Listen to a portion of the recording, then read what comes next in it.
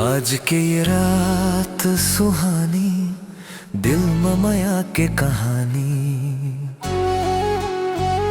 तोर संग मोर किस्मत जुड़ गे, अब नहीं रहे दूरी जानी।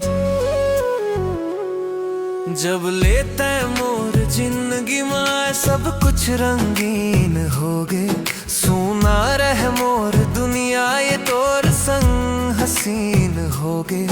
तोर हंसी के मीठा बोली मोर दिला छूले थे, तोर नैनन के जादू में मोर सपना फूल जथे। तोर संग जिंदगी बन गे रे, मोर हर सपना सजे। आज बिहावों के पावन दिन में दूध लिक संग जुड़ गे। तोर संग चलना हवे मोला हर जन्म हर डगर में, तोर माया में डूबे हवे मोरे दिल हर पल में।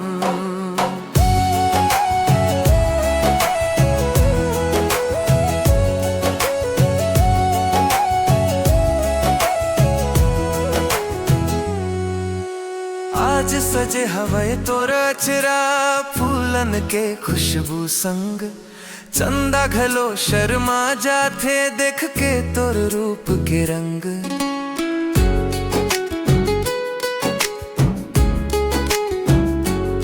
मोर हाथ थाम के जब तय मुस्कुरा के देखथस, मोर दिल के हर धड़कन में बस तय ही तय रहथस।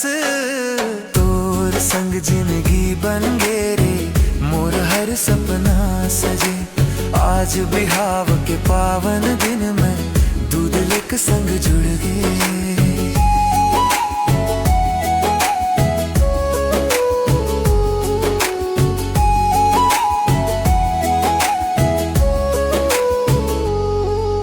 सात फेरा के वादा में सात जन्म के साथ हवे, तोर संग बिताना हर पल मोर दिल के चाहत हवे।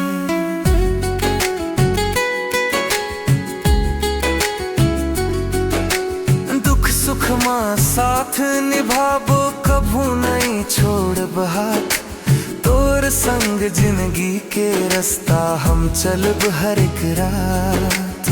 आज सज गे माया के डोरी, आज जुड़ गे दिल के डोर। तोर संग मोर किस्मत लिख गे, अब नहीं रहे दूरी मोर। खुशी के गीत गूंजत हवे, गांव गली सब झूमे। आज मोर दिल कही थे बस तोर संग जिंदगी घूमे।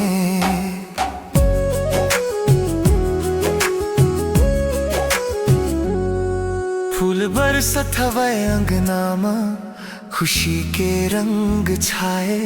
दुल्हा दुल्हन बन के आज माया के बंधन आए। मोर सपना के रानी तैं, मोर दिल के राजा तैं। तोर संग जिंदगी बिताना अब मोर बस चाहत ये, तोर संग जिंदगी बन गे रे, मोर हर सपना सजे। आज बिहाव के पावन दिन में दूध लिक संग जुड़ गे। तोर माया में डूबे हवे मोर हर एक अरमान, तोर संग लिखे हवे मोर पूरा जिंदगी के कहानी जान।